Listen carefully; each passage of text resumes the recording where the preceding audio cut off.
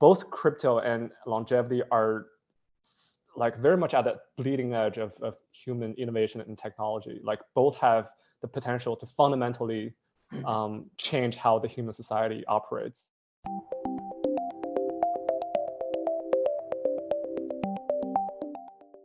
Hello, everyone. Hope you're enjoying the conference so far. As Oliver mentioned, this panel is going to dive into the intersection between the emerging fields of crypto and longevity research and the ways in which they may be growing together. To quickly introduce the panelists with a little bit more information, joining us for this discussion is Mark Berniger, board member of Crypto Finance AG, the Swiss Blockchain Federation, and CFC St. Moritz.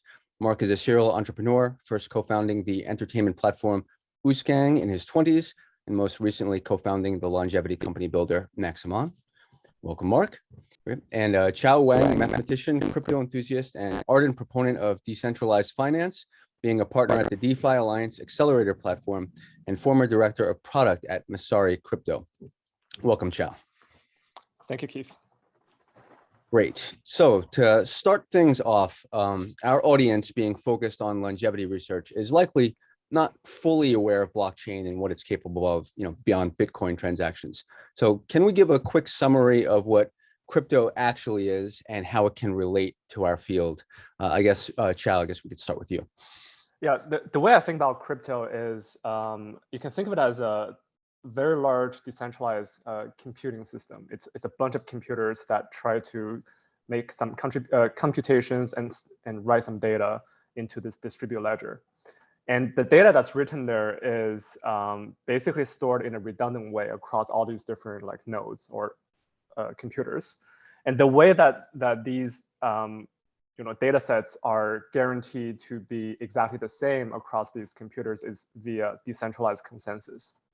And decentralized consensus is basically the most important breakthrough, starting with Bitcoin and later with Ethereum and all that. Like it's at the core of crypto. Over the years, we've seen several different categories of applications. The first one being big one, which is money. Later, we saw many different types of financial applications built on Ethereum. So like trading platforms, lending platforms, payments, etc. And more recently, we saw a bunch of new innovations in like social media, like decentralized social media, art, even, digital art, what we call NFTs, non-fungible tokens, and a bunch of others. I think longevity and health is something that people haven't really explored a lot, but it's something that I've been thinking a lot recently. I think there's a very interesting intersection between health data and crypto, because at the end of the day, crypto is a distributed computer that tries to store and compute some data into this ledger. So we can talk about that a little bit later, but I'm super passionate about this space. Great. Yes, we'll definitely hit the health data topic later, but on that subject, maybe over to Mark. So, Chao was mentioning some aspects that have to do with finance, right? But there's some other things besides that in health data that crypto may be useful for, like governance, et cetera. Can you speak, Mark, about maybe some of the other aspects that you may have dealt with in your advisement of the World Economic Forum and the Swiss Federation, et cetera? Yeah, I mean, maybe to go a step back, besides the term crypto, which is nowadays widely used, there's the technology blockchain, which is ultimately a decentralized system, as Chao already elaborated. And I think the use cases go nowadays far further than just money. I personally still think the biggest and maybe also by far most relevant is money and the Bitcoin related developments. But besides that, because of the uniqueness and the power of a decentralized immutable system, you can go far further, right? And I think especially when you have science related activities involved, blockchain based system, which is ultimately interconnecting to all these different players in the field, might also be a huge game changer, which is maybe at this stage not yet really explored in an extent we will see in the next few years. Absolutely. One aspect that I'm personally interested in, given that lifespan.io does crowdfunding, is how blockchain and cryptocurrency can kind of open up sort of new forms of crowdfunding, like quadratic funding, right? Basically smarter matching donations with smart contracts, basically automated ways to do this. And maybe to kick back to Chao for a second, I know in some of your Twitter posts, you've mentioned how there's going to be a confluence of, like social media tokens and gaming and all that stuff. So do we see a way of how that can be sort of integrated with the longevity movement as sort of like an outreach endeavor, as a joking example, kind of what's going on with Stoner Cats right now, which is a marijuana-based NFT that's being used to kind of build up the community, and it's kind of funny. So open question. Yeah, there are many ways we can dive into this question, but like maybe the most relevant way in which the two are compatible, like longevity and crypto are compatible and complementary to each other, is that I personally feel like right now there's way too much money in crypto, and there's not enough money in longevity. So at the same time, almost every single crypto person I know is really deep in health and longevity and like taking care of themselves. What is the thing after, like what is the most important thing for you after you've made reasonable amount of money and wealth and financial freedom? Like what is the next most important thing? It's time, it's your health, right? So a lot of crypto people are really into this, and I personally helped seeded a couple of longevity or biotech companies, and I think in general, like longevity and biotech startups should really try to raise money from crypto people. Like there's just a natural fit in terms of funding, capital, and personal interest. So that's one thing. That's the funding side of things. The other thing, like maybe it's the start of a trend that I noticed recently, which is using crypto networks as some sort of community engagement. So I saw, I chatted with the leadership team at the Methuselah Foundation, which Mark also, by the way, mentioned in one of his recent articles. But what they're looking at is, I think they got a bunch of donations from like of this new crypto token called Elon, Doge Elon. It was worth a lot of money. So obviously they can use that money for funding, but also they can use that token to engage the community. Like basically, the holders of this token, they have an incentive to create value for this token, and therefore potentially attract other people who might be interested in helping with the Methuselah Foundation to participate in some endeavors of the foundation. It's still very early. But I can see the start of a trend of longevity startups or foundations using crypto networks as a way to engage in the community and to attract more people into their mission. So these are the two main things that I'm seeing so far. That makes sense. So that's a good segue, I guess, over to Mark. Given that at Maximon you're setting up a longevity company builder, right? So maybe we could talk about it a little bit, what that means, and apropos to the point here, are you thinking of any ways to integrate blockchain into that process? Yeah, I mean, ultimately, what I can definitely already say without going too much into detail at this stage, that we have a few very well-known, very successful people from the digital asset space which are involved in the background in our activities. So that's maybe another example, a very concrete one, where we see these two worlds coming together.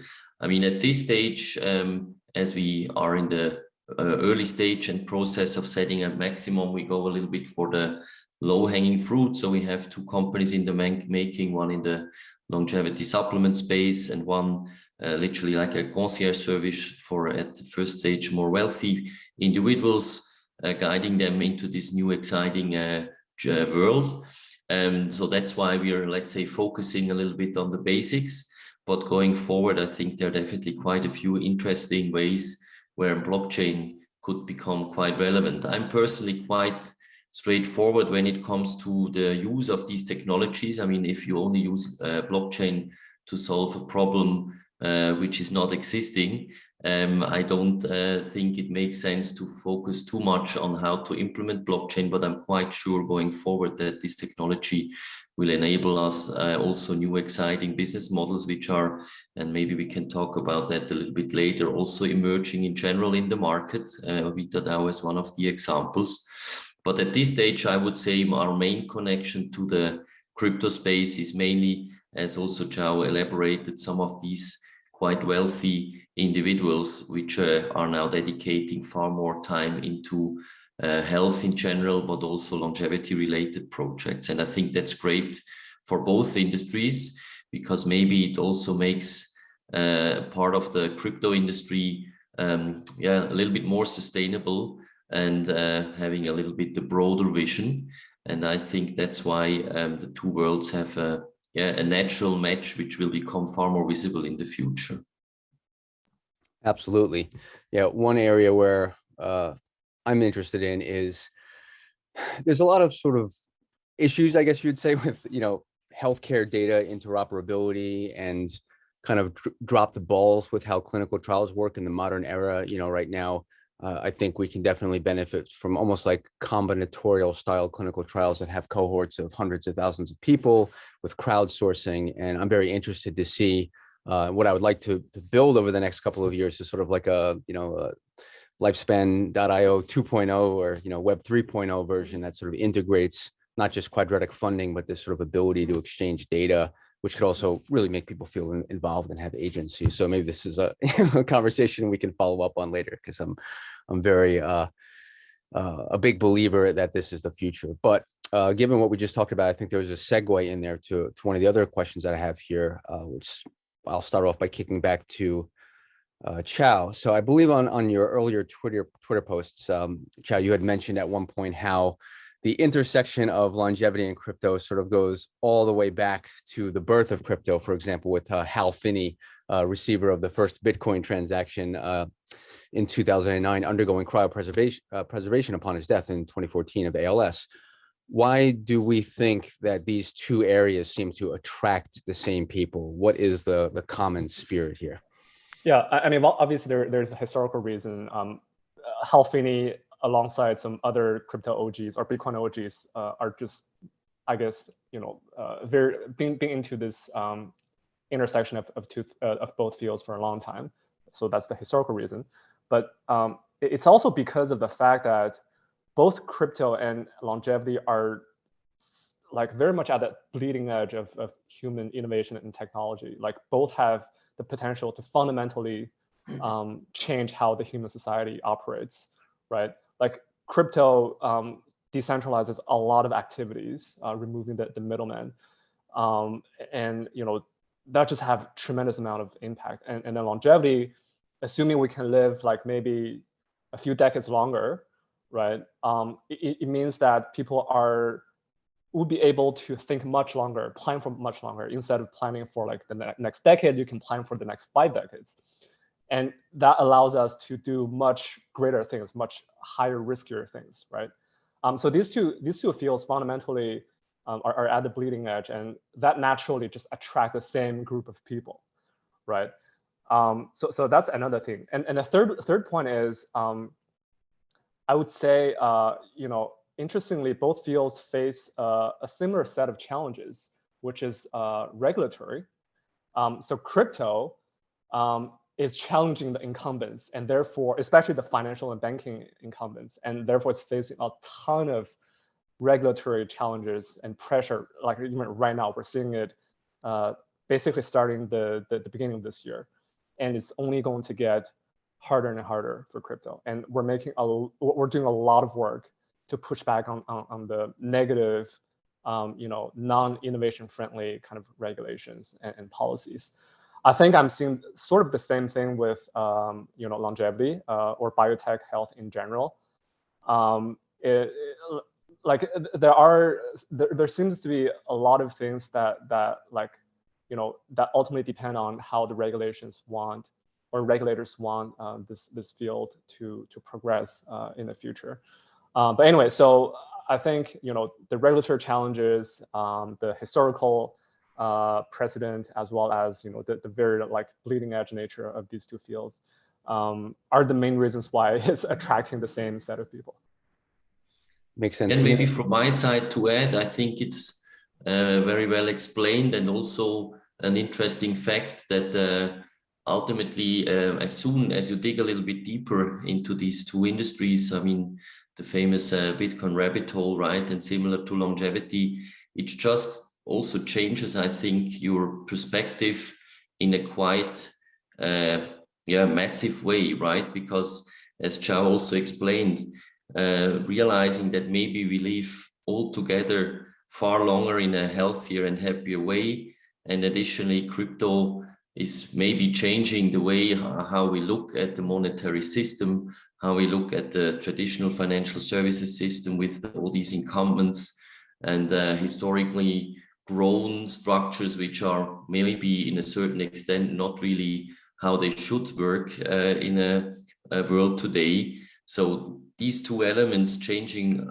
in a massive way the perspective of people looking into these two industries, maybe also bring together a certain type of individuals, right? So, and I always have to say, most people I meet and met so far interested in both worlds are normally very exciting and interesting people to talk to them, right? Absolutely. Yeah, I very much agree with the sentiments you guys are sharing, where to me, the connection is basically transcending limitations, the desire to transcend limitations, be it financial or biological, right? And freedom, self-direction. One thing that you just made me think of when you were speaking is not really squarely on topic, but just a little tangent. Sometimes people see rejuvenation research as like opposed to religious ideas, and there's a conflict there. But this idea of long-term thinking, I think, is a nice way to potentially tie everything together. Because if you think about one of the things that was present in like the old world is that, people would work on a church that would take like 300 years to build because they believed in something that was longer than themselves, right? And I think we've kind of lost that a little bit in modern society, but perhaps life extension can help sort of bring that back. Like maybe you'll be a better steward of the earth if you think you're going to be around for 200 years, for example. Anyway, bit of a tangent. To tie it back to the topic, there was a bit of a discussion there on regulation. So I'd like to kick it up to Mark to see. Yeah, it's no secret that regulation can sort of be a bottleneck here. Mark, in your dealings, you could take this question from either the crypto or the longevity side. Do you think the roadblocks that we have to overcome regulation-wise are due to sort of like, willful opposition or the calcification of an old system? Yeah, I mean, ultimately, and I mean, I founded my first internet company back in '99, and it's interesting to see how similar certain of the developments in the crypto space are happening as we speak, right? And normally I'm a big believer in technology and human innovation and technological progress, and it's quite difficult to stop that by using laws or certain rules or some compliance frameworks, right?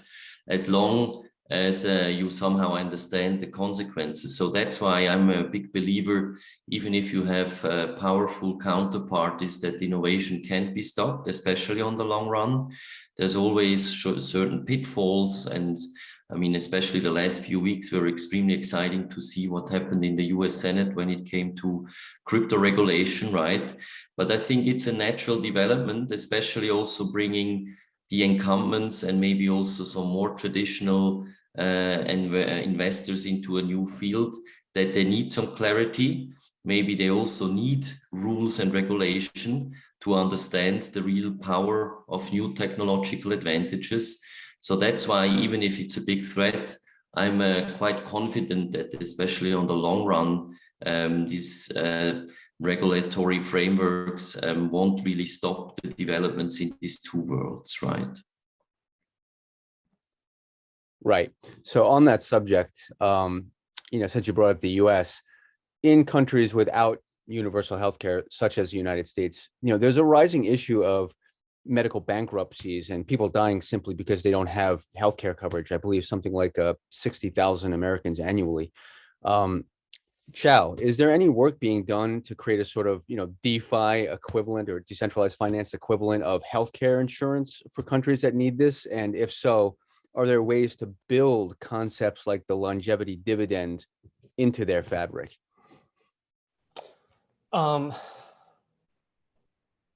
this is actually an interesting concept. I've never thought of it, and I've never encountered a team that's trying to build. I guess maybe a couple, but I don't know the details. But it's certainly a very interesting concept of using potentially crypto to help with healthcare. I need to think a little bit deeper on that, but I do think that there's a very interesting intersection between crypto and healthcare to the extent that, like for instance, right now in the US, I see many different doctors for different reasons, and I move around a lot. So every time I move, I see a new doctor. And every single one of these doctors has a piece of my data, but they don't have the overall picture. In other words, my health data is very siloed. And I think it's also the case for basically everybody. The consequence for that is I feel like, I really love reading like scientific papers on health and longevity and biotech in general. Every time, like most of the time I read a paper and I see a data set of like 30, 40, 50 individuals, I'm like, this is not, the data is just not enough, it's not big enough to make a conclusive, to draw a conclusion.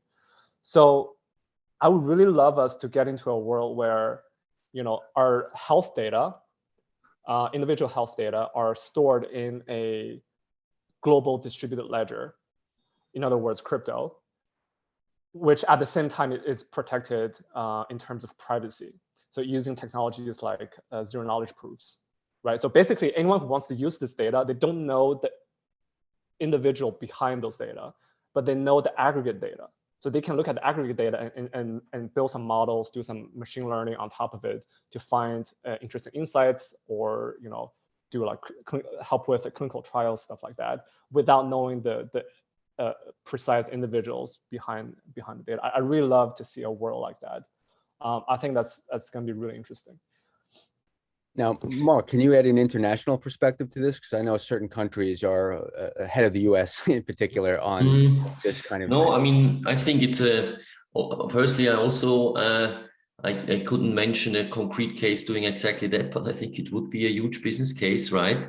And now it's again a very regulatory issue, right? I mean, I think in most countries, especially here in Europe, because of certain data privacy rules, you wouldn't be allowed to collect this data. But if you can anonymize it with a blockchain-based system behind, where you ultimately just collect the data without pointing it directly to each individual patient, it would be a huge case, right? And then referring to other countries, especially let's name it China, they have all the data, they collect it, and I think they have a different understanding how they want to use the data, with the effect that you ultimately have far more information. So sometimes changing the regulatory framework could really, be a big game changer in this field. So I think, again, if more politicians and policymakers understand that there's not the idea to track everybody, but to really have this data for the benefit of the whole society, that would be big step into the right direction, right? So in this case, I would even say that the right regulatory framework would create a completely new industry and completely new business cases. Absolutely. One of the areas that I think makes this very timely with the pandemic is the subject of biomarkers. And this is an area where I'm personally very interested and have done some work in. So I'm not expecting you both to have fully formed ideas here, because I'm just going to kind of spitball. But kind of one aspect here is that, let's say, there are currently like machine learning based detectors for COVID-19 based on physiological data, like voice, for example, that if deployed ubiquitously could just shut down pandemics like this rapidly. But one of the reasons why they don't sort of arise is, of course, fears of misuse of such data and Big Brother. I have some thoughts, but I want to hear yours. What are the ways that you think blockchain can help solve this problem through the creation of privacy preserving data marketplaces that would allow this sort of machine learning, model to be crowdsourced and created and iterated on? I mean, I can go first. I think the idea is extremely appealing, and it's really about educating ultimately the end user that there's no hidden agenda behind. And I think the big advantage of a blockchain crypto-based system is that you don't have a middleman, which is normally a company or a government, but it's a technology. And I hope that this is one of the reasons, but I mean, we all know that a lot of people also don't believe in technology. So they rather have politicians deciding what's right or wrong for them. But I could imagine that if you fully understand the power of a blockchain-based system, which ultimately could prevent certain developments we saw recently, that would be a massive step into the right direction, right? And it's also interesting. I'm personally invested in a company which is exactly doing that. They track your data using the smartphone, and your moves slightly change when you are getting closer to have symptoms of Alzheimer's, as example. And they never see any of the patients, so purely on your behavior, they can save you a few more years for the ways to treat as far as possible the symptoms of Alzheimer.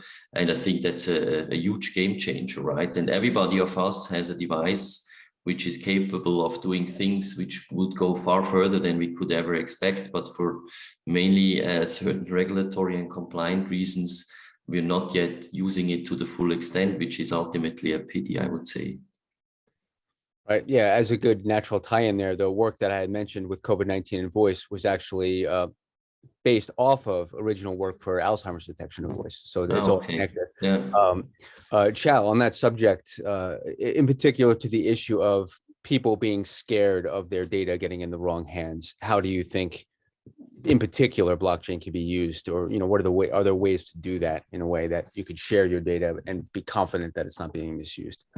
So I mentioned this a few minutes ago, but like this technology called zero knowledge proof, it's such a mind-boggling technology, and it's so underappreciated. Right now, basically the only well-known crypto project that uses crypto or zero knowledge proof is this this project called Zcash, and basically the way zero knowledge proof. Actually, I'll explain that in a bit, but this technology is so bleeding edge that the founders of Zcash don't even claim that they don't even understand it. But it's so amazing because basically, let's say you have some health data and you apply zero knowledge proof. You can selectively reveal the data to other people.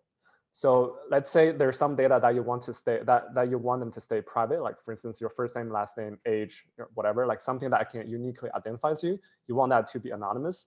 And then there's some data that's related to your biomarkers, right? Like related to COVID, a bunch of those data that you want to reveal to the public, right? You can selectively do that in such a way that, when the researchers look at this data, they don't know your first name, last name, age, whatever, like the stuff that uniquely identifies you, but they know, they have a very large data set of those biomarkers, and they can run models on top of that without knowing who exactly is behind this data. That's the beauty of zero knowledge proof. And on the surface, it seems that it has nothing to do with crypto because it's just a privacy technology.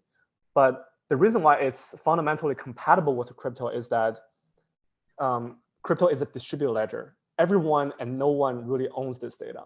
If you had this data in a private, like, with your doctor, right, or like with a private lab, they really own this data. They can see exactly who has what data. So zero knowledge proof doesn't really apply there. But when you have a distributed ledger, a global distributed ledger that everyone stores and also no one really stores, then this privacy technology really applies there. So that's where like the intersection of privacy, crypto, and health data can be really powerful. That said, I think zero knowledge proof, again, like zero knowledge proof is so bleeding edge that we're probably still a few years away from like having a critical mass of people who really understand this, and who are also passionate about health and passionate about crypto, that they're able to mix the three together and build something really powerful.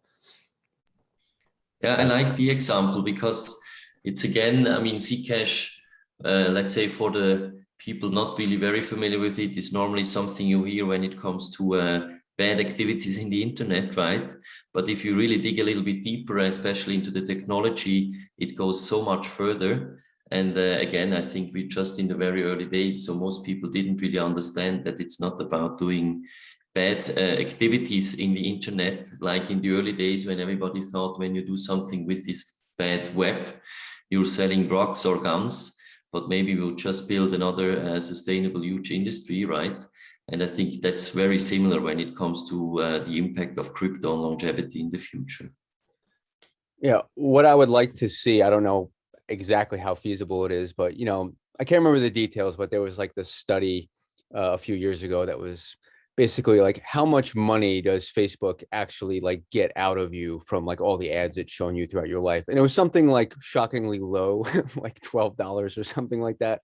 And then it posed the question of like, what would the world look like if instead you owned your own data and you could sell it to Facebook, you know, access to it? So I'm wondering, I believe Estonia with what they're doing with their healthcare records is almost kind of teeing up something like that, where you'd get like a notification like, hey, you know, this company would like to use your data in a study, allow them, yes or no. So it's only like one step further from that point to basically allowing us to have control and ownership of our own healthcare data and be able to choose what we want to do with it, which would be pretty amazing. Again, I'm not sure how, sure that'll take a little while. It's difficult, I'm sure.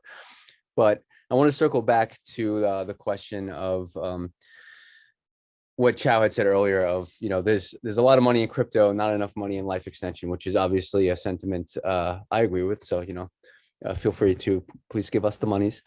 But in general, from your perspective, given that situation, what advice do you have, either of you or both of you, for our community? How can we engage the crypto community more effectively? Yeah, I mean, one thing, it's happening as we speak, right? You cover the subject at your event, which is definitely not a crypto event, but I think having formats like that, bridging a little bit these two worlds, is a first step into the right direction. I was approached by quite a few friends of my crypto network, which are not really very much into longevity, and they I don't know if they're really listening, but at least they say they wanted to follow our discussion, because they somehow, maybe they think they understand longevity better when they hear it from people with a certain crypto background. But I think that's a first step, right? That you somehow, yeah, bring these two worlds together, and maybe on events like yours. So I think that's already a very helpful way to get more money from crypto people in exciting longevity ventures. Great. One, or Chad, do you have any follow-ups to that? Yeah, I mean, you know, at the end of the day, I think, you know, in order to get funding, perhaps like the step before that is changing the public perception. Like every time I tweet about, like 10 years ago, if I tweeted about crypto, people would laugh at me. But now if I tweet about longevity, there's still people laughing at me. So like the public perception, I feel like it's not there yet. Like I think, you know, people who are working full-time in this space, in the longevity space, maybe spend more time, you know, tweeting about their research, why it's important to work in this space, like really help shape the public perception of this field. So that's number one. And two is, you know, anyone who, I guess, you know, who works in space, just go and actively seek, you know, engage with the crypto people. Like for instance, I'm part of your investors network, Heath, Lifespan.io. I forgot how I learned, like I think I learned about it through a friend of mine who's into both crypto and longevity. But I would love for you to like maybe like just do more marketing like towards crypto people. There, like I refer your network to my crypto friends, to quite a few of my crypto friends, but like I'm only a small part of that. So like, you know, marketing, like active marketing promotion could work there as well. Great. Well, that's good to know that would be useful. And, you know, just sort of open call there, doing more marketing to the crypto community and in general, something that we want to do. And, you know, we need hands to do that. So anybody out there who has that expertise, including also, you know, crypto expertise, as mentioned, we want to eventually build, you know, Web 3.0 version of the site. So, you know, any people in the community that have that shared interest, definitely reach out to me because we want to move in that direction. On that subject of marketing, one area that I would like to move into, if I could get the time to, that I see as like a real open opportunity for exactly this is, you know, YouTube. Like right now, you know, crypto is kind of having its moment in YouTube. There's a lot of, you know, YouTube celebrities out there with million subscribers talking about crypto. And I think it would be very easy to bring those people into our ecosystem. And there are these past like fundraiser events on the internet with the gaming community. There's a company called Extra Life. I'm not sure if you're familiar with it, where they basically do the internet equivalent